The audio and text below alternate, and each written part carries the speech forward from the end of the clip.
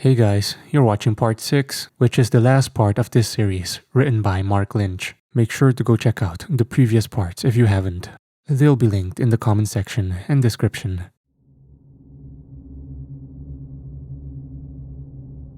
I awoke to chaos, my senses being simultaneously overwhelmed. A light brighter than any sun temporarily blinded me, and my ears were filled with a deafening, siren-like din. My body shot forward, and I instinctively prepared for a heavy collision. But I was pulled back into my seat, secured in place by a powerful magnetic force. The light faded, and the ominous apocalyptic noise was replaced by the constant sounds of beeping control panels and distant explosions. I blinked, slowly opening my eyes and looking down at my own body, finding my frail form encased in a suit of armor. An exoskeleton designed for modern warfare, which offered me partial but no means total protection from the battle environment. I took a moment to catch my breath and soon realized I was breathing through a respirator, a sealed helmet covering my head but allowing me to see out through a thick but transparent visor. I was still secured to my jump seat, restrained by an invisible force and protected from the extreme pressures. But I was able to turn my head and observe my immediate surroundings. I sat inside a tight metal tube, surrounded by other bodies. I saw people to my left and right and across from me, noting how they were all similarly kitted out, dressed in heavy combat suits which made them look like giants. I counted 15 suited individuals, not counting myself. Looking through their visors, I could see their faces. They were an assortment of races, genders, but all were human beings just like me. Nobody spoke or even met my eye, but I sensed we were all experiencing the same emotions in that moment. Fear, adrenaline, wonder, and also disbelief. We weren't meant to be here. That seemed certain. All of us were human beings, most born on Earth, although some were citizens of the galaxy. In any case, we were all a long way from home, caught up in an alien conflict not of our making. We hadn't asked for this war, but there was no other choice but to fight. The enemy had to be defeated, and this was our one and only shot.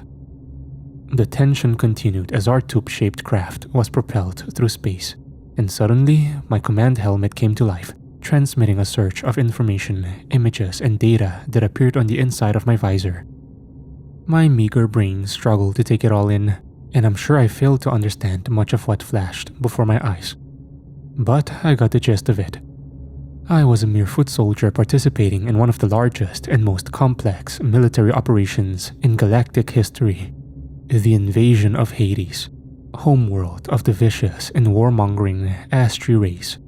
The invasion had been years in the planning, and operational secrecy had been tightly maintained, with only the Confederation's top political and military elite knowing the truth.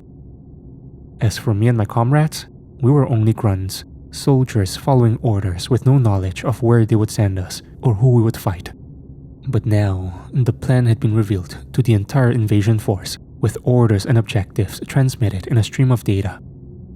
My fellow troopers must have received the same intel as I had, because a cheer went up amongst my comrades. A joyous war cry emitted through the communicators attached to our combat suits, their eyes lighting up with the spark visible through their visors. I shared my comrades' excitement in that moment. The day we'd been waiting for had finally come. All of us had suffered at the hands of the savage Astri, all subjected to unspeakable tortures and barbaric acts of violence. For so long, it seemed like the Astri were invincible, but now we'd found a way through all their technology and defenses, striking the enemy on their home turf. I focused on the images on my display screen, seeing the projection of the green and blue world below us, our target and objective. The planet's orbit was filled with spacecraft, most colored blue to indicate that they were under Confederation command. There were too many vessels to count, but there must have been dozens of gigantic, needle-shaped warships firing ballistic missiles and ion cannons down at the Astri satellites and targets on the planet's surface. Our dropship appeared in the middle of a huge swarm of similarly sized vessels, all carrying combat squads identical to our own. Combined, they transported the huge infantry force assigned to the invasion. But the bulk of the blue dots appearing on our screens were small but deadly automated drones. A vast armada of war machines, surely numbering in the hundreds of thousands. My jaw dropped as I observed the vast invasion force, an army drawn from the dozens of worlds and species which made up the Galactic Confederation, all brought together for one purpose: to end the evil empire of the Astri once and for all. I imagined what this vast armada must look like to the beings on the planet's surface. What would the Astri feel in this moment as they saw their skies blacked out by enemy craft, a swarm descending to deliver righteous vengeance? Were they afraid, now that the tide had turned? I also considered how all this was even possible. How had we bypassed the Astri fleet and their substantial orbital defenses? That was a question for later, assuming we survived that long. The Astri had been taken off guard, but they were far from beaten. As I continued to watch the screen, I saw multiple red dots rising from the planet's surface, enemy drones and missiles ascending to meet the invasion force. And next, some of our vessels started to disappear from the battle zone, taken out one by one. We all heard the explosions around us and feared our own dropship would be next. It seemed to me like a cruel irony to have come this far only to be blown out of the sky before we joined the battle. But this wasn't to be our fate. Many dropships and drones were destroyed in orbit, but our numbers were overwhelming, and the large majority of our ships got through the Astri's hastily organized defenses. Soon, our ship entered the atmosphere, fire surrounding the vessel's exterior as the surface grew ever closer. It seemed as if we were descending too fast, but our ship's computer automatically activated the reverse thrusters, allowing us a safe but bumpy landing. Welcome to hell, I thought, as the dropship's rear doors slid open to reveal the nightmarish world beyond. In an instant, the magnetic force holding us down was released, and we all stood up, grabbing the high-powered rifles by our sides as we descended the ramp and joined the battle. My boots thumped heavily on the metal ramp, and then I was running on dirt, taking my first steps on Hades. I looked up to the pink skies and dual suns above and witnessed a scene of chaos and violence as thousands of guided missiles, spaceships, and drones fought an epic battle. For a brief moment, I was frozen, awestruck as I watched dozens of explosions and hundreds of dropships descending to the surface. But then my full attention returned to the fight ahead of me. My comrades and I were advancing across open ground, charging through a grassy clearing and towards the jungle foliage on the horizon. Hades is a world of tropical rainforests inhabited by living monsters. The atmosphere would of course be toxic to our human lungs, except our exoskeletons protected us from the hostile environment. But our combat suits only provided limited protection from the Astri guns and particle beams. We advanced without opposition for the first few hundred yards, meeting other squads en route as fresh orders continued to flash across our screens. Our small band of humans were outnumbered by dozens of troops from other species, but we all fought under the same galactic flag and were accompanied by hundreds of AI drones which flew over our heads providing cover. For a moment, I felt so powerful, like I was part of an almighty war machine that couldn't be stopped. But then all hell broke loose as the Astri fought back. Projectiles were fired from concealed positions in the tree line, guided missiles and beams shooting out towards us. I saw the soldier to the left of me literally explode into a bloody cloud of viscera and twisted metal. Others soon followed, my headphones filled with terrible screams as soldier after soldier fell to the Astri defenses. But sheer adrenaline carried me on as I continued running, whilst returning fire from my rifle. Meanwhile, our drones flew ahead and launched attacks upon the Astri positions. Many were shot from the sky, but those that survived took out most of the enemy's heavy weapons, allowing our ground attack to continue. We were within 100 yards of the tree line by the time we saw our first Astri warriors, as they emerged from their trenches and opened fire with small arms. I took a deep breath as bullets flew inches over my head. Raising my rifle, I allowed the targeting program in my helmet to pick out an Astri gunman. With my target selected, I pulled the trigger, experiencing a grim satisfaction as my bullet struck the reptilian in the chest. I continued sprinting forward, shooting as I went. I expected to be hit at any moment, but thankfully, the enemy's bullets all missed me. Unfortunately, several of my comrades weren't so lucky. The ash tree made us pay a heavy price for the ground, and many brave soldiers made the ultimate sacrifice. But we had the advantage in numbers and firepower, and this proved overwhelming. I reached the tree line unscathed, jumping down into what I thought was an empty foxhole, only to be confronted by an ash tree soldier who emerged from a tunnel beneath me. I froze momentarily as the brutish yet calculating killer came at me, slashing out with its razor-sharp claws before I could react. Its claws tore at the neck of my combat suit but failed to penetrate. I think it would have sliced my throat open if it hadn't been for my armor. But I had survived the attack, falling backwards but firing upon the ash tree which had flung itself at me. The projectile easily penetrated the reptilian's red-scaled hide, throwing its body backwards as it squealed in pain. The alien squirmed in agony in the dirt with a bullet in its gut. A part of me took a perverse pleasure from the ash tree's suffering, but I couldn't stand the terrible screeching that the wounded warrior emitted, and so I fired a second shot, putting the alien out of its misery. I stood for a minute over the ash tree's body, admiring my own bloody handiwork, but I didn't dwell for long as the bloody chaos of battle continued all around me. I saw my comrades fighting ash tree holdouts hand to hand along the trench line, and I went to their aid, taking out 1, 2, then 3 enemy warriors in quick succession. We slaughtered them to the last one. No ash tree attempted to surrender. I doubt their strict warrior culture would allow such a capitulation. Before long, the trenches were ours, and the sounds of screaming and cracking bones in my ears were replaced by joyous cries of celebration. Fresh data flashed in front of my eyes, providing real-time updates on the battle. We had taken our first objective, and even though our losses were high, the casualty rate was lower than the pre-battle projections. But there was still a lot of fighting to come. We proceeded slowly and cautiously through the alien jungle, carefully watching for any signs of booby traps or an enemy ambush. The thick vegetation was difficult to traverse, and I practically jumped at every cracked branch or unidentified chirp. The ash tree were only one of the threats in this dangerous environment, as many of the indigenous predators were more than capable of taking on a fully grown human male, even one clad in a combat suit. Nevertheless, we crossed the thick jungle without incident, only hearing the distant din of explosions and gunfire emanating from dozens of separate skirmishes across the continent.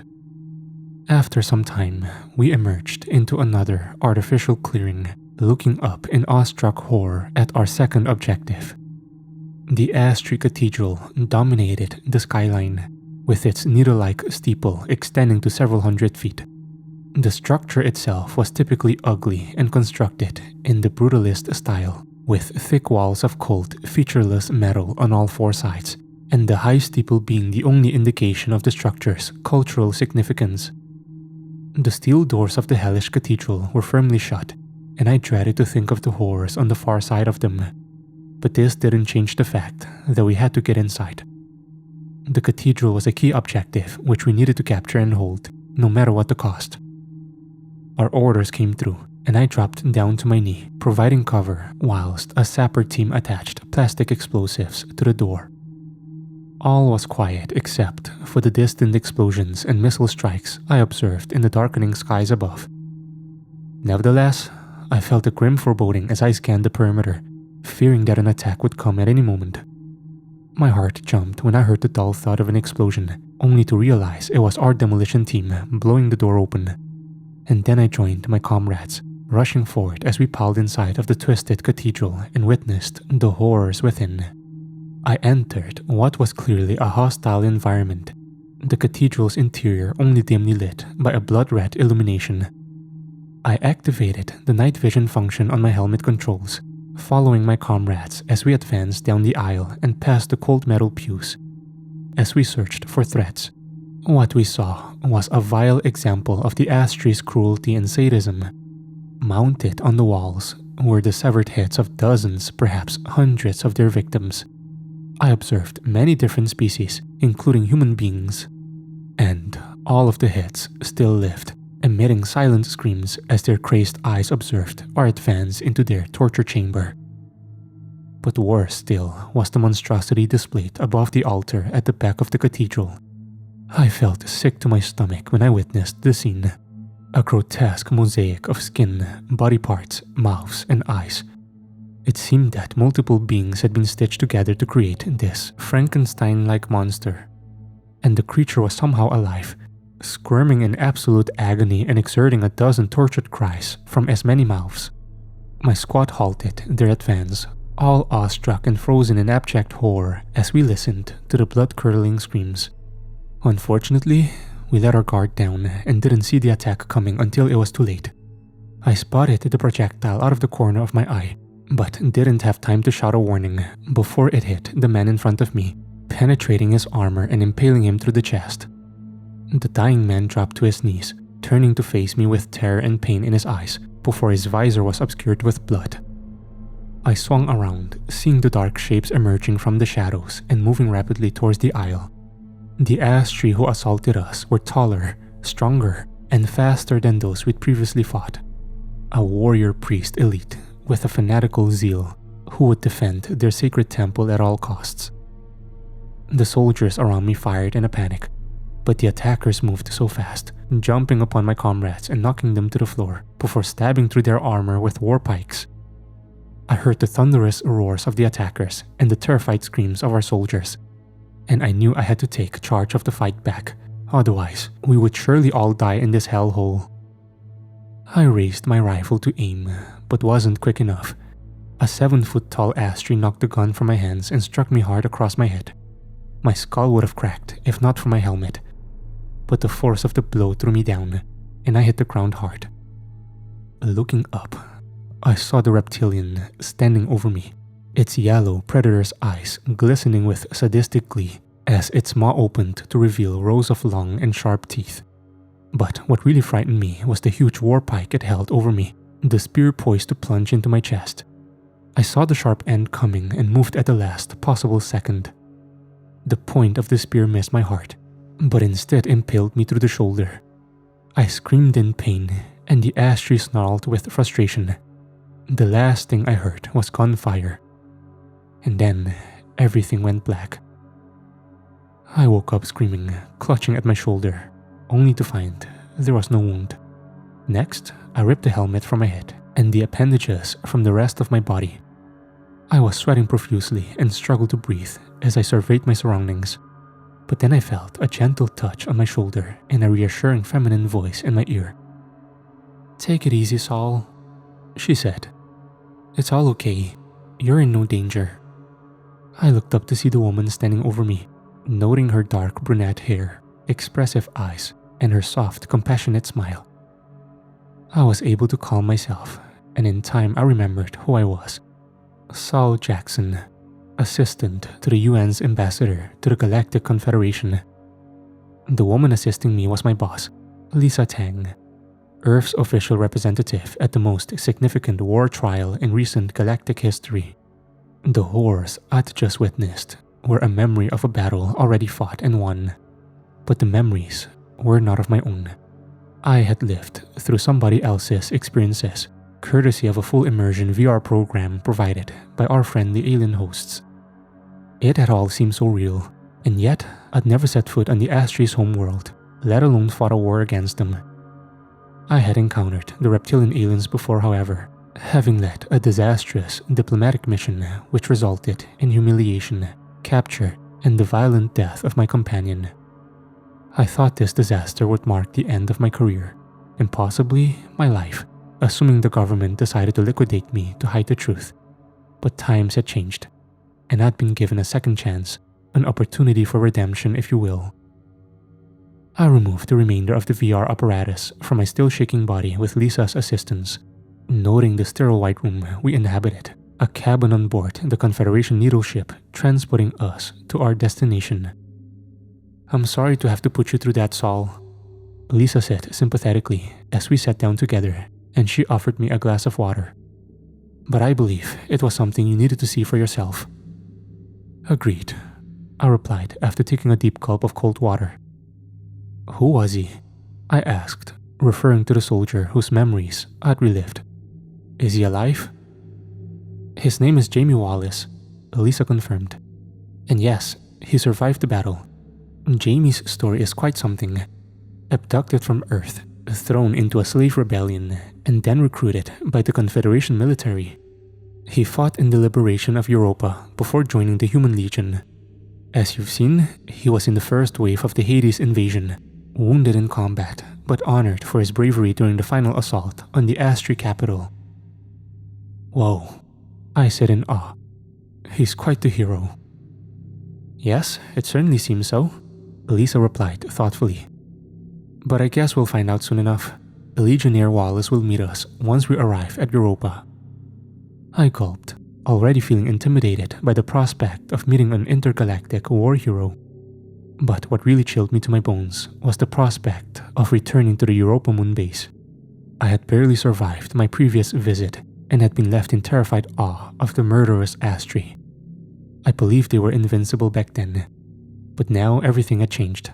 The Astri homeworld had fallen, their empire was shattered, and their leadership were standing trial for war crimes beyond count. I shook my head as I tried to come to terms with all I'd heard and seen.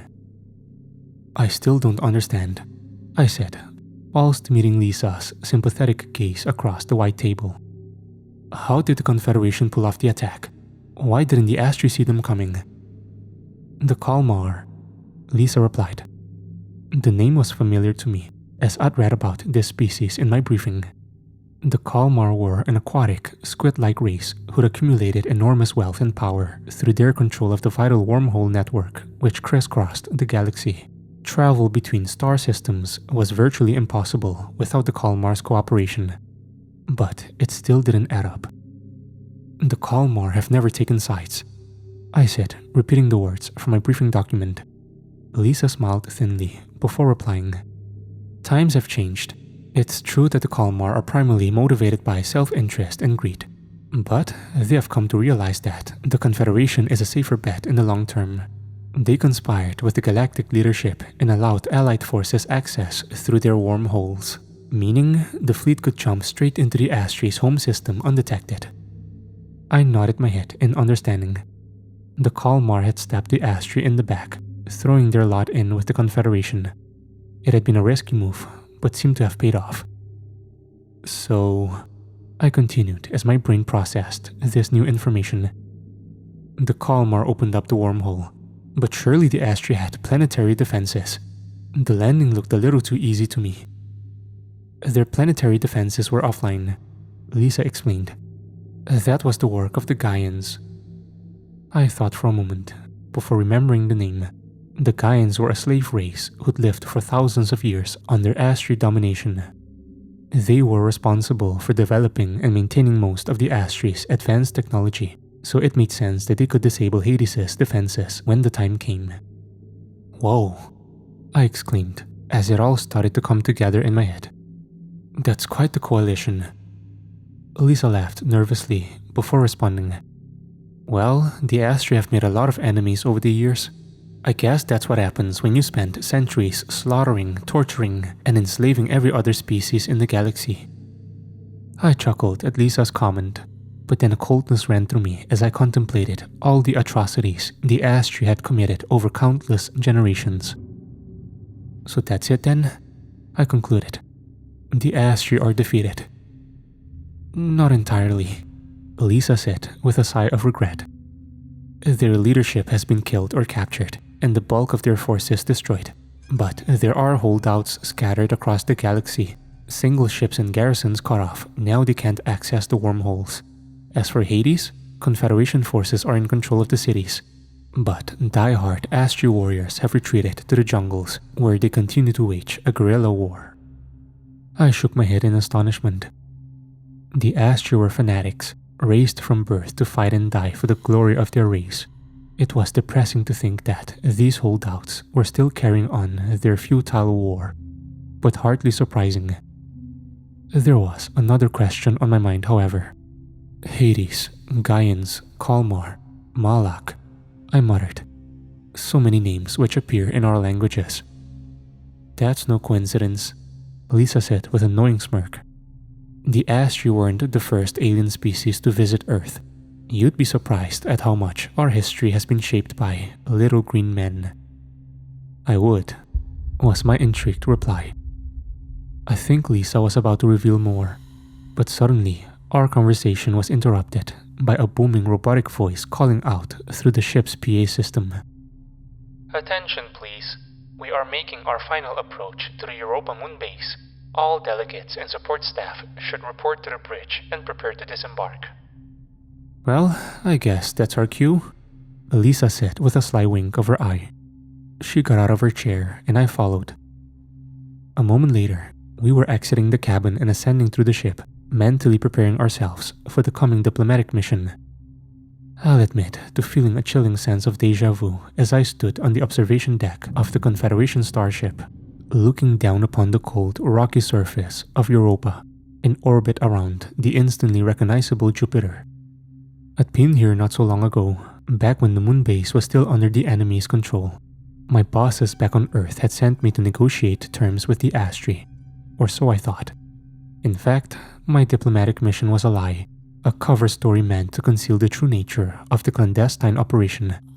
My companion, a military man called Henderson, was purposefully injected with a virus deadly to the Astri, and his mission was to infect and kill the enemy garrison. But the plan had failed badly, and Henderson was brutally executed.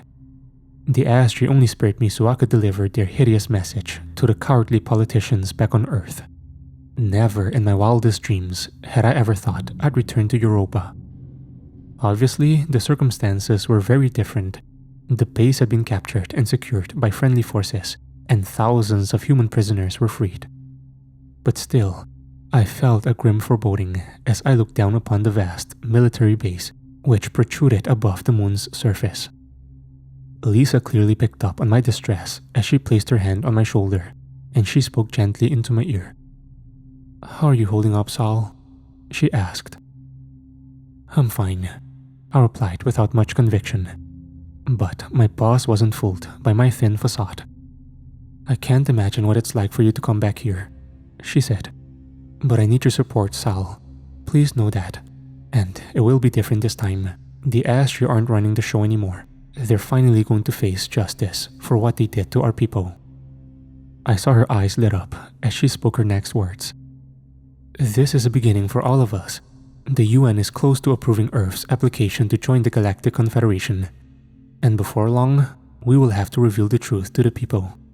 This isn't a time for fear. It's the time for hope. And once these trials are done, we can all look forward to a peaceful future together." I continued to look into Lisa's dark brown eyes as I feigned a smile. I admired my boss very much. She was highly intelligent and an accomplished diplomat, compassionate but tough when she needed to be. Nevertheless, I couldn't shake off the unpleasant suspicion that she was naive and unprepared. Lisa Tang had read all the briefings, and she'd experienced the VR reconstructions, but she'd never seen the Astri in the flesh like I had. I feared Lisa didn't truly know our enemy. If she did, she'd realize that the Astri were always dangerous, even when they were locked behind bars. My anxiety only increased as our ship descended down to the moon's surface and docked. Soon, our party left the safe and aesthetically pleasing Confederation starship with its clean white surfaces and comfortable cabins, and we entered the black and grim interior of the Astri base. The facility was now under Allied control, but there was little they could do about the design and decor. The dark twisting corridors cutting deep into the moon's core. I couldn't help but recall the horrors I'd been subjected to during my previous ill-fated visit. The psychological tricks the Astri used against us, the thousands of wailing prisoners held in tight cages, the sadistic death fight organized for entertainment, and Henderson's agonizing death at the hands of a hideous alien monster. I was only one of thousands who'd been tortured in this hell-like prison, except I'd been one of the few lucky enough to survive the ordeal. And as we descended into the bowels of the captured base, my fear turned to anger and a burning desire for revenge. The Astri had to pay for all they had done. We met our hosts inside a huge chamber located far below the ground, which had once served as the Astries prison. I recalled the rows of small and confined cages stacked up to the high ceiling, all containing emaciated torture victims, abductees snatched from Earth and subjected to unspeakable atrocities. They were all gone now, of course. Many were surely dead, but I hoped others had won their freedom during the liberation. In any case, the prisoners and cages were gone, leaving only a vast and empty cavern, albeit one filled with the haunting memories of past horrors. The two beings who met us inside were strangers to me, although I was more than familiar with their names and stories. Firstly, there was Gabriel, a member of the Malak race and one of the Confederation's top diplomats. He stood close to 7 foot tall, a slim and pale-skinned humanoid with large oval-shaped dark eyes which shone with intelligence and compassion. Our second host was human, his face weathered and scarred, and his eyes hard, like they had seen too much pain and suffering. I'd never met him before, but I had lived a part of his life, seeing and experiencing his bloodiest day. The human was Jamie Wallace, a hero of the Europa liberation and invasion of Hades. Here standing before me was perhaps the greatest war hero in human history, but few on Earth had ever heard his name. I wanted to rush forward and shake the man's hand, but instead I remembered the diplomatic niceties, letting Lisa take the lead as she made the necessary introductions. "Welcome, my friends," Gabriel said in an almost song-like voice. "I am honored to greet Earth's representatives on this important yet solemn occasion."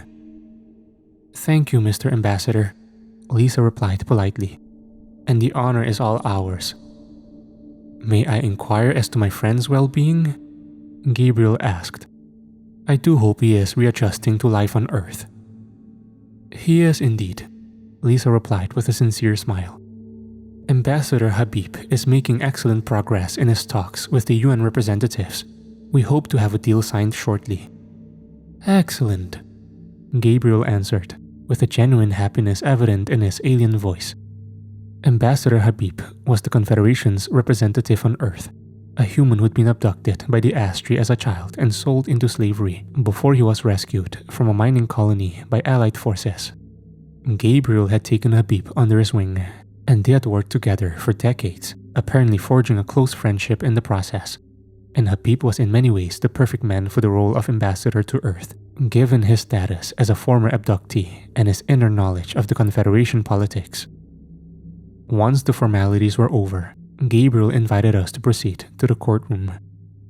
"The former admiral's trial will be commencing shortly," he explained as we crossed the cold metal floor of the vast warehouse. "The prosecution has called multiple witnesses. They are confident of a conviction." The Astri he referred to as Admiral Taz, a high-ranking commander who had been captured during the Hades invasion. Before his promotion, he'd commanded the Europa base for many years and had overseen the systematic torture and murder of thousands of human beings. And now he had been returned here, to the scene of the crime, to face justice for his many sins. There was something poetic about this trial, although part of me wished Taz was dead already, cast down to hell where he belonged.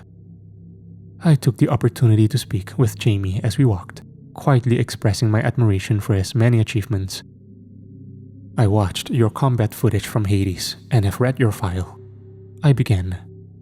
"I'm sorry if this sounds cliché, but I want to thank you for your service. The entire human race owes you and your comrades a great debt." Wallace remained silent for a long time and would not meet my eye. I sensed a deep sadness in the man and worried that I had said the wrong thing. But the soldier did eventually answer. "There is no glory in this war. Only death and suffering on a scale you couldn't even imagine." He sighed deeply before continuing. "The horrors I've seen, the things I've done, it will all be for nothing, unless the politicians can deliver a lasting peace." I nodded my head solemnly and said no more. The message was clear and unambiguous. Wallace and his comrades in arms had won the war, with many having paid the ultimate price for that victory. And now it was up to us to forge a brighter future. In that moment, I felt the weight of history on my weary shoulders. There was much work to be done. But first, we needed to get through this trial. The court had been converted for this specific purpose. It took the form of an amphitheater, with the judges and observing officials sitting in the stands overlooking the circular arena where the defendant was held within an artificially created force field, while the legal teams were set up in a purpose-built platform facing the bench, and the witnesses were brought in and out through a side entrance. I'd visited this amphitheater during my previous mission and knew what the Astri had done here. Gladiatorial games where human prisoners were forced to fight to the death against alien opponents. Henderson and I were subjected to such a display, forced to watch as 3 young men were slaughtered by an Astri warrior for the purpose of entertainment. I felt queasy to revisit this evil setting and didn't understand why the trial was being held here of all places. Nevertheless, I said nothing, instead taking my place beside Lisa in the viewing gallery, where we were joined by a medley of exotic alien delegates from across the galaxy. We had no official role in the proceedings and were merely here as observers. Still, I noted how the legal process was somewhat different to what we'd see in trials back on Earth. There was a panel of 3 judges who sat above the dock and witness stand. The head judge was a Malak, and to his right was a member of the Lycan race, a gray-haired wolf man with fierce and intimidating eyes. The third and final panel member was a Kalmar, except he was not here in person. The large squid-like alien with flaying tentacles and saucer-sized eyes was projected into the courtroom and took the form of a 3-dimensional hologram. There were logistical reasons for the alien not appearing in the flesh, but I recalled how the Kalmar were notoriously xenophobic, and their judge perhaps didn't wish to mix with so many alien species. Nevertheless, the panel of 3 would deliver both the verdict and sentence in this trial, because there was no jury in attendance. I was surprised to see that the prosecutor was a human being, although only just recognizable as one due to the various modifications made to his physical body. He introduced himself as Elijah without providing a surname and proceeded to deliver a passionate opening statement in which he outlined the substantial case against Admiral Tass, including charges of mass kidnapping, slavery, murder, and genocide. It was certainly a compelling case, and it was difficult to imagine what defense the Astri commander could offer, other than to cite the brutal and violent nature of his species. The defense lawyer was in actual fact an AI drone which hovered over the courtroom floor. The Astri refused to recognize the legitimacy of the court, and no Confederation lawyer wanted to represent these monsters. And so, a robotic advocate was the only other option. And then there was the defendant himself. Admiral Tass stood behind a transparent force field, flanked by a duo of armed guards, 2 fierce-looking Lycans armed with laser pistols and sabers. The Astri prisoner still frightened me in spite of his situation. I watched carefully as his intelligent, predatory eyes scanned the courtroom, sizing up the security and attendees. I dreaded to think what was going through his twisted mind, but I feared the Astri had a devious plan yet to be revealed. What promised to be a long trial commenced with the calling of the first witness. The man who was ushered into the court looked terrified, visibly shaking as he crept past the snarling Admiral Tass and took his place on the witness stand. His face was a ghostly shade of pale, and his eyes watery as he gave his name and answered preliminary questions from the prosecutor. Thankfully, the nervous witness didn't need to provide a verbal statement or be cross-examined. The Confederation's neural technology allowed us to view a visual representation of his memories, which were projected onto a screen on the far side of the amphitheater. I felt a sickness rising from the pit of my stomach as I watched a depressingly familiar tragedy play out. It started with the victim walking through a forest at night, suddenly surprised by a blaring siren and a blinding light emanating from above the treetops. The man tried to run, breathing heavily as he dashed deeper into the forest, but the tractor beam got him, and suddenly his body was lifted from the ground and pulled upwards. He kicked and screamed, but all his efforts were futile as he was sucked into the light. And then the screen went black as the witness presumably lost consciousness. The next relived memory showed the witness naked and exposed in a tight cage, with all his dignity stripped away.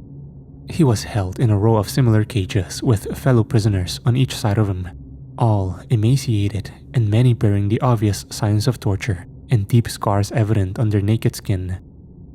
I noted how many sat in their own filth. Several were crying, and some appeared to have lost any semblance of sanity, rocking back and forth and muttering to themselves incoherently. The wailing of the prisoners increased in volume when an Astri drone proceeded down the line, dispassionately observing the caged humans with its inbuilt cameras. The robot stopped beside the witness's cage, homing in on him while deploying its weapons. The man screamed as he recoiled in terror, but there was no escape from the tight cage. And then, the drone fired a taser-like weapon, knocking the man out and once again turning the screen black. The third memory apparently took place after the witness regained consciousness. He was sat down on his knees in a dark room, the floor below him sticky with what was surely dried blood. The man whimpered in terror until the lights suddenly switched on. A row of shaking prisoners were lined up, their heads down and hands bound behind their backs. And suddenly, a ferocious Astri emerged, walking along the line and looking down upon his prisoners with utter contempt. I looked closer and realized that the reptilian was none other than Admiral Taz. The cold look in his yellow predatory eyes was unmistakable. I took a deep breath as we watched the atrocity play out in the witness's eyes. Taz carried a long and sharp saber in his right claw, suddenly stabbing out and impaling the first prisoner with the sword, rapidly withdrawing the blade before the prisoner fell heavily and bled out on the cold meadow floor. Taz quickly moved on to the next prisoner, slashing out with the sword and exerting a great force which cut the man's head clean off. The severed head rolled along the ground and came to rest just inches in front of the witness. He looked away in disgust, shaking and crying under his breath as he waited for the Astri to reach him. The Admiral snarled, and the witness looked up, seeing the open maw of the reptilian with his razor-sharp fangs exposed. The beast's pupils dilated, and there was no hint of compassion or mercy behind them. He raised his sword, and it seemed certain that he would kill the witness. But at the last moment, he stopped, laughing cruelly before smacking the human with the back of his claw, knocking him down and returning the screen to darkness. This marked the end of the first witness's evidence. Shocked gasps and outraged muttering broke out amongst the public gallery from both human and alien observers alike. I myself was sickened and enraged, but also hopeful. Admiral Taz had almost certainly spared the life of the witness that day so he could continue to torture him in the future. But he had made a critical error. We'd all just seen the Admiral brutally murder 2 innocent humans with his own hands. The evidence was damning, and there were many more witnesses still to come. But, as it turned out, Admiral Taz clearly had no intention of awaiting the verdict. The first witness was still on the stand, when suddenly, all the lights went out, plunging the courtroom into complete darkness. There were panicked shouts and at least one scream in the tense seconds which followed. Before the emergency lights came on, I heard a crashing sound, followed by another and another. Turning around, I saw how the AI security drones were dropping out of the air with their power source apparently disconnected. I also noted how the holographic image of the Kalmar judge had disappeared, which I found highly suspicious. But worst of all, the field around the accused was no longer active. One would have expected Admiral Taz to make a break for freedom, but instead, he stood perfectly still and showed no emotion as the 2 Lycan guards held him at gunpoint. I looked into Lisa's dark brown eyes in that moment, seeing her previous hope and energy replaced by shock and terror.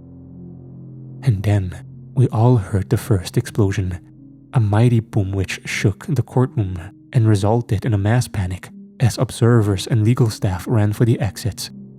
But few made it out alive. There was another explosion, much louder and closer this time. I turned my head to see the far wall of the amphitheater collapsing and a small army charging through the gap. The war machines came fast, a dozen killer drones of Astri design, all heavily armed and armored. I knew what was coming and instinctively dived to the floor, dragging Lisa down with me. This action surely saved both of our lives, as a second later, the drones fired indiscriminately with high-velocity rounds and laser cannons. We heard the deafening din of gunfire and terrified screams as bloody chaos ensued inside of the courtroom.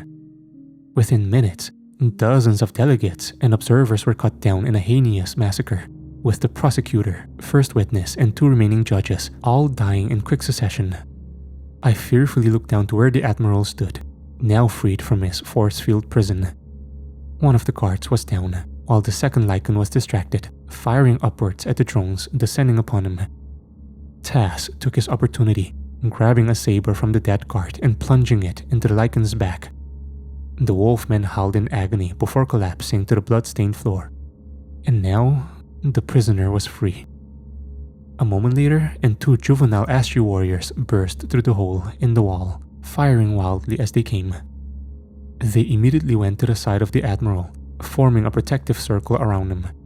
I remembered from the briefing that Taz had 2 sons, and now it seemed they had come to rescue their father. But how had this attack been possible? How had they got here and evaded our defenses? The answer seemed clear to me. It was the Kalmar. The bastards had double-crossed us, but there would be time for recriminations later, if we survived. I took advantage of a temporary lull in the fighting as the Astri invaders secured their perimeter, grabbing Lisa firmly by the hand. I whispered in her ear, saying, "We need to get out. They will kill us." Lisa nodded her head in agreement, and we moved, staying low as we rushed for the exit. Somehow, we made it out into the corridor as the gunfire started up behind us. We ran halfway down before getting caught in the crossfire, as a Confederation security guard fired from one end and the trio of Astri attacked from our rear. I thought quickly, seeing a door on our right-hand side and screaming, "Quick, in here!" We darted inside, barely avoiding the bullets and laser beams, but we were far from safe. "What the hell is this place?" Lisa asked fearfully. I scanned the room, and my blood froze when I saw the pair of metal gurneys in the center of the room and the various sharp and nasty implements held on a rack in the corner. We had unwittingly taken refuge inside of an Astri torture chamber, but it got worse. A moment later, and the 3 Astri burst inside, snarling with fury once they saw us. The first son held us at gunpoint, while his brother shut out the door's mechanism, trapping us all inside. Meanwhile, the Admiral glared at us with a murderous glint in his reptilian eyes, and I knew we were in serious trouble. The 2 juveniles darted forward, seizing both Lisa and I with their claws. We kicked and screamed, but couldn't escape, as our bodies were slammed down against the cold gurneys and our arms and legs were strapped in securely. I heard Lisa sobbing softly, but there was nothing I could do to help my boss, because I was tied down too, staring up at the ceiling as my whole body shook. The Astri had me in their ice-cold grasp again, and I didn't expect to be spared for a second time. Our captors left us alone for a time as they fought amongst each other. We could hear a flurry of activity on the other side of the sealed door, and it seemed like Confederation forces had regained control of the corridor. Admiral Taz snarled and growled, his tongue and claws clicking aggressively as he remonstrated with his sons. At one point, he lashed out, striking his younger child and beating him mercilessly whilst he was on the floor. Clearly, the rescue operation hadn't gone to plan. The assault force had successfully liberated the Admiral from the courtroom, but their escape plan must have gone south, as now they were cornered and trapped. I thought the situation might work to our advantage. If our captors needed us as hostages, they would surely have to keep us alive. But sadly, the Astri don't think this way. Once Taz had finished beating his youngest son, he turned his attentions towards us.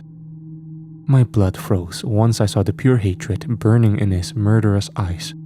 The Astri Admiral had endured the humiliation of capture and imprisonment, and now he was filled with rage, ready to take vicious revenge upon us, his helpless and bound prisoners. I watched him looking down upon us as he considered who he would torture first. I fought against my restraints, but to no avail. and Tas grinned sadistically at me, showing his fangs before he moved on, his claws clicking on the metal floor as he approached Lisa's gurney. "No!" I screamed. "Leave her alone, you sick bastard!" But he would not stop. Tas had a selection of torture implements to choose from, but he went old school, using his own sharp claws to inflict extreme pain. I heard Lisa pleading for mercy just before he cut into her flesh, and then she started to scream bloody murder. The long minutes which followed were the worst of my life as I struggled in vain and shouted Lisa's name, squirming every time I heard the sickening sound of her flesh and bones being cut and her blood spraying in all directions. Gradually, Lisa's screams grew fainter as her strength faltered, and then she was silent. Tears were rolling down my cheeks and my heart was broken, but Tas simply laughed cruelly, taking a moment to admire his own grisly handiwork before he turned his attentions towards me. The butcher stood over me with Lisa's blood still dripping from his claws as he prepared to cut. I closed my eyes, preparing for the worst. But salvation came at the last possible moment. I heard a soft popping sound. Opening my eyes and looking over Tas's shoulder, seeing the cover of an air vent shoot open and a small drone fly through the gap. The drone opened fire, shooting and killing the eldest son in a lightning attack. Next, the robot turned on Tas, but the Admiral acted quickly, raising his laser pistol and shooting the drone out of the air. But a moment later, there was an explosion which knocked Tas off balance and filled the room with a choking smoke. The door was blown open and armed troops charged through.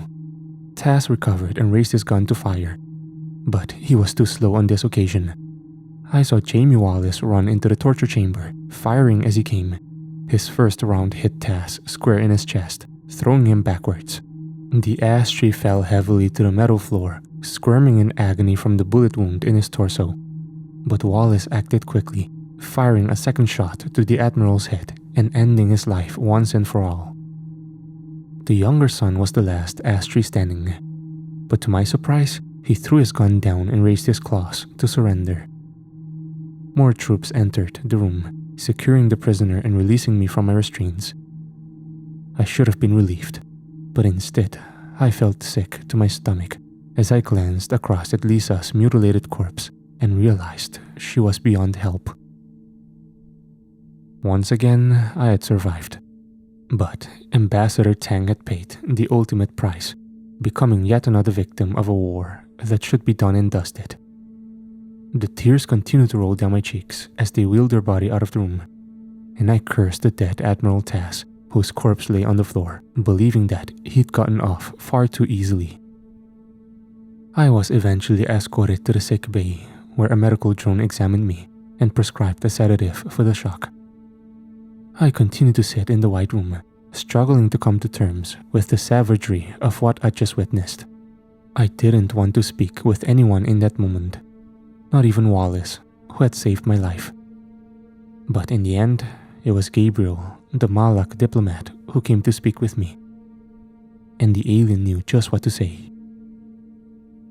"I'm told you have suffered no serious injuries," he began in a cool and emotionless tone. "Yeah," I replied sharply, whilst avoiding the Malak's oval eyes. I wanted him to leave me alone, but Gabriel persevered regardless. "You grieve your fallen colleague?" he asked. "Of course I do," I shot back angrily. "That monster butchered her, and there was nothing I could do. Lisa deserved so much better." That last sentence hung in the air for a long moment. Gabriel didn't speak, but I sensed he was waiting for me to elaborate. I looked into his large, dark eyes whilst I did so, feeling that I could speak freely. "Ambassador Tang was a great woman," I eventually muttered. "I used to think she was naive, but now I see how brave she was. Lisa wanted more than anything else to bring Earth into the Confederation and help build a lasting peace in our galaxy. That was the noble mission she was prepared to die for." Gabriel nodded in understanding before he replied, "Well, then it is your duty to continue her good work. You must ensure your colleague did not die in vain." Of course, he was right. I'm telling you this story to honor Ambassador Tang's legacy, and I will dedicate the rest of my life to fulfilling her mission. Like I said, times are changing. The governments of Earth cannot hide the truth any longer. One day soon, the Malak and the other races of the Confederation will make themselves known to the global population, and we will take our place in the galactic community. The Astri have suffered a catastrophic defeat, but there are other threats out there in the galaxy, not least from the treacherous Kalmar. We may be a long way from a permanent settlement, but together, we are strong and will surely prevail. Peace be with you. My friends.